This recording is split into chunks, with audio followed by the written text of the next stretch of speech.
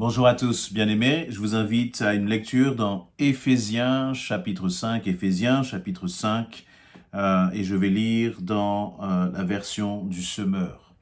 Il nous est dit ceci, puisque vous êtes les enfants, donc à partir du verset 1, puisque vous êtes les enfants bien-aimés de Dieu, suivez l'exemple de votre Père. Que toute votre vie soit dirigée par l'amour, comme cela a été le cas pour le Christ. Il nous a aimés et a livré lui-même sa vie à Dieu, pour nous comme une offrande et un sacrifice dont le parfum plaît à Dieu. Quant à l'immoralité et aux pratiques dégradantes sous toutes leurs formes, et à la soif de posséder, qu'il n'en soit pas même question entre vous. Ce ne sont pas des sujets de conversation pour ceux qui appartiennent à Dieu. Pas plus que les propos grossiers ou stupides, les plaisanteries équivoques, c'est inconvenant. Exprimez plutôt votre reconnaissance envers Dieu. Car sachez-le bien, aucun homme qui se livre à l'inconduite, à l'impureté ou à la soif de posséder, qui est une idolâtrie, n'a d'héritage dans le royaume de Dieu. Amen. Je vais m'arrêter là et peut-être que nous continuerons. Il nous est dit donc, l'apôtre Paul parle à l'église d'Éphèse, aux chrétiens d'Éphèse, et il leur communique vraiment ses paroles d'amour. Communique ses paroles d'amour. Dans ma Bible, j'ai un titre qui nous dit « Vivre dans la lumière ». Et c'est ce que nous, en tant qu'enfants de Dieu, nous sommes appelés à faire. Nous sommes appelés à vivre d'une façon telle qui honore Dieu. Pas quand les autres nous voient, pas quand les autres ont une sorte de projecteur braqué sur nos vies, pas lorsque nous sommes sur une estrade, pas lorsque nous sommes dans l'église, mais à chaque moment de notre vie, nous sommes appelés à vivre dans la lumière. Tu es appelé à vivre dans la lumière. Et pour quelle raison? Ce n'est pas pour suivre des dogmes. Tu n'es pas appelé à vivre dans la lumière par obligation, parce qu'il y a des rites et des traditions. Tu n'es pas appelé à vivre dans la lumière pour essayer de gagner ton salut. La raison unique pour laquelle nous devons vivre dans la lumière, eh bien, nous est donnée là dans ces versets 1 et 2. Quelle est cette raison? Pourquoi toi et moi, nous devons vivre dans l'honnêteté, nous devons vivre dans la pureté, nous devons vivre vraiment dans la vérité vis-à-vis de notre Dieu? Il nous est dit, eh bien, premièrement, la raison, c'est parce que nous sommes les enfants bien-aimé de Dieu. Et j'aimerais insister sur ce terme de bien-aimé. Être enfant de Dieu, ce n'est pas avoir comme Dieu une sorte de père fouettard qui vient et qui est là pour nous matraquer des lois, nous matraquer des règles. Ce n'est pas du tout cela. Mais il nous est dit, parce que tu es enfant bien-aimé de Dieu, parce que Dieu t'aime, parce que Dieu prend soin de toi, parce que Dieu est ton modèle. Eh bien, il nous est dit, suivez l'exemple de votre Père. Amen. Eh bien, c'est exactement cela. Quand vous avez quelqu'un qui vous aime et que cette personne est en plus pour vous une figure d'autorité, eh bien, très naturellement, vous avez le désir d'imiter cette personne. Quelle est la place de Dieu dans ton cœur?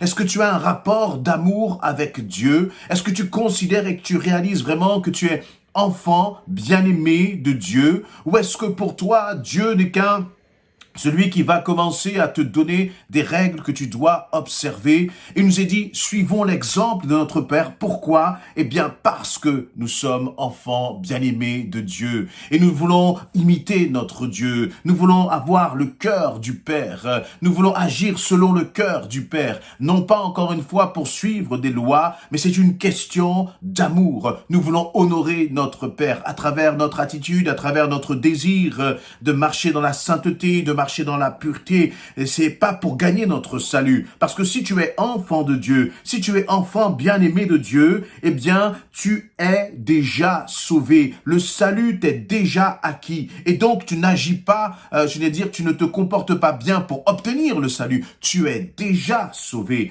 Mais tu agis bien. Tu as le désir de bien te comporter parce que tu aimes Dieu et que tu veux l'honorer à travers ton comportement. Alors, il va dire, eh bien, d'ailleurs, il va insister donc dans ce verset 2 en disant que toute votre vie soit dirigée par l'amour, comme cela a été le cas pour Christ. Il nous a aimés, il a livré lui-même sa vie à Dieu pour nous, comme une offrande et un sacrifice dont le parfum plaît à Dieu. Et donc là, l'apôtre Paul nous appelle à regarder Jésus-Christ, à regarder son exemple, à regarder son témoignage.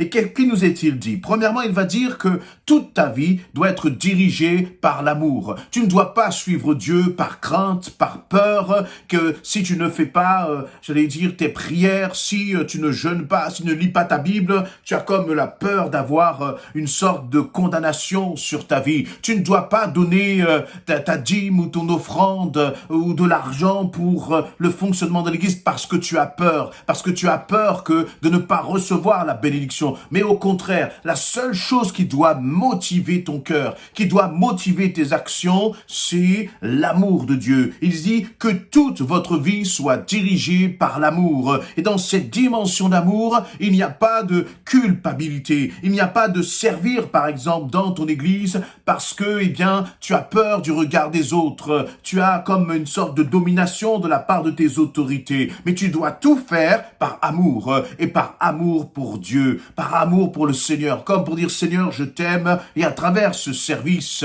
je veux te remercier. Je veux exprimer ma reconnaissance à Dieu. Et il nous est dit, pourquoi est-ce que nous devons faire cela? Là aussi en regardant l'exemple de Jésus-Christ. Parce que notre désir en tant qu'enfant de Dieu, c'est de reproduire l'exemple de Christ. L'exemple de Christ. Il nous a été dit, car cela a été le cas pour le Christ. Il nous a aimés. Et parce que Christ nous a aimés, dans ce verset 2, il nous a dit qu'il a livré lui-même sa vie à Dieu. Et donc, il y a comme là un effet miroir. Si Christ nous a aimés, il a aimé le Père, il a livré sa vie à Dieu, puisqu'il l'a aimé.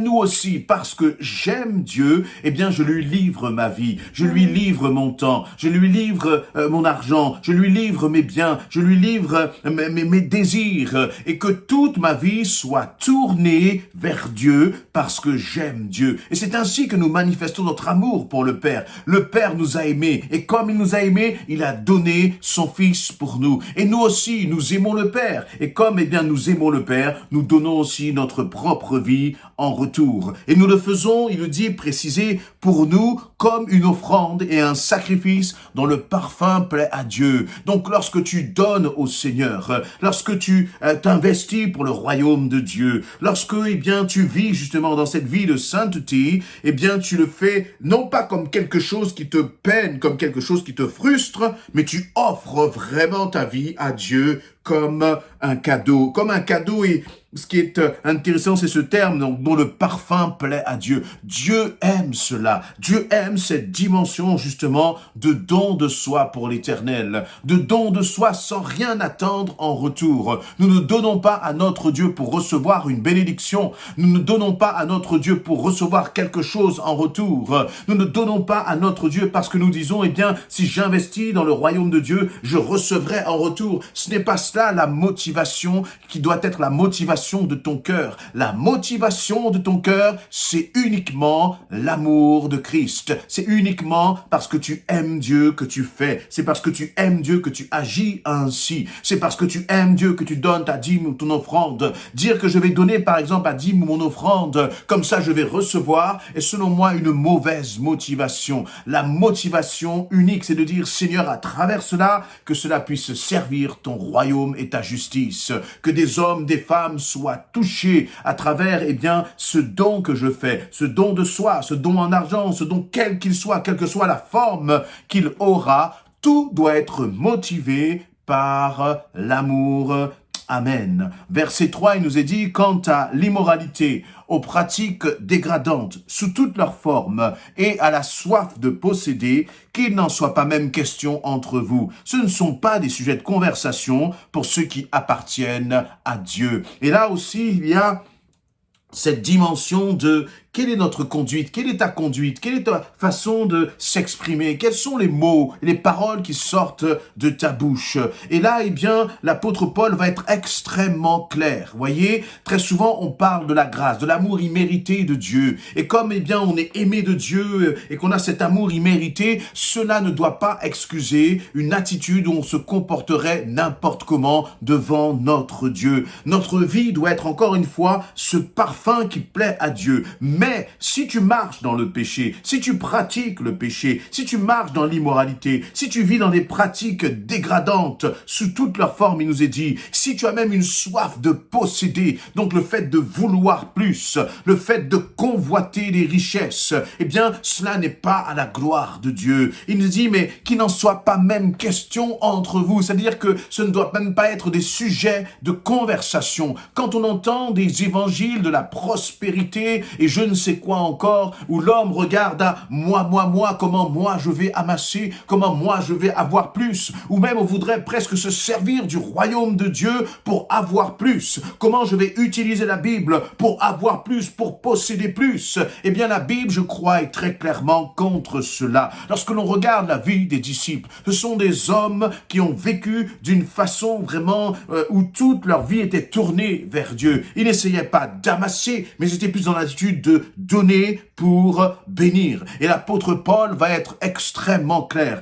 que ce soit pour cette question de soif de posséder, que ce soit pour des questions de vivre dans l'immoralité, d'avoir des pratiques dégradantes, il dit, mais que ces points-là, que ces choses-là ne soient même pas entendues parmi vous. Combien de personnes ont été déçues justement à cause de l'Église, à cause de certains agissements? Oh Seigneur, pardonne-nous et que nos vies soient vraiment des vies exemplaires. Mais lorsque je parle de vie exemplaire, encore une fois, je ne parle pas de vie hypocrite où on a une façade d'exemplarité, mais vraiment dans les profondeurs de notre cœur, que Seigneur, notre cœur soit pur, notre cœur soit pur. Pas de propos grossiers au verset 4, pas de propos stupides et des plaisanteries équivoques. Vous voyez, les plaisanteries équivoques, c'est des plaisanteries là qui vont commencer à glisser sur des sujets qui n'honorent pas Dieu, qui ne glorifient pas Dieu, qui vont commencer à aborder des thèmes tels que ceux de la sexualité ou autres, où nous, en tant qu'enfants de Dieu, nous n'avons pas à nous retrouver mélangés à cela. Il dit, exprimez plutôt votre reconnaissance envers Dieu.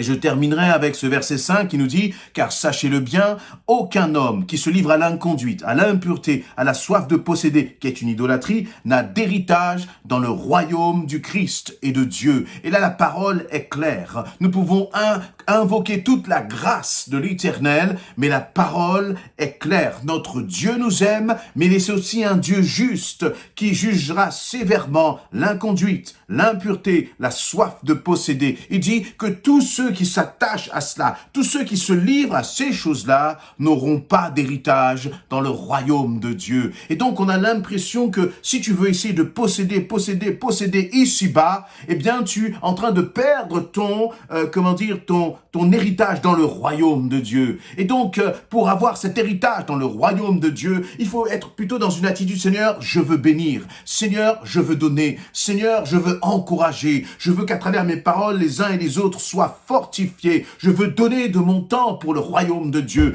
Et la réalité, on voit qu'il y a comme une sorte de balance. C'est-à-dire, plus tu te dépouilleras sur cette terre. Et en fait, quand on parle de ce dépouillement, c'est pas seulement un dépouillement dans l'argent ou autre, mais c'est un dépouillement surtout de nous-mêmes. Seigneur, je veux renoncer à moi-même. Je veux renoncer à mes propres désirs, à mes envies, pour me centrer sur le royaume. Je veux chercher d'abord le royaume de Dieu et sa justice.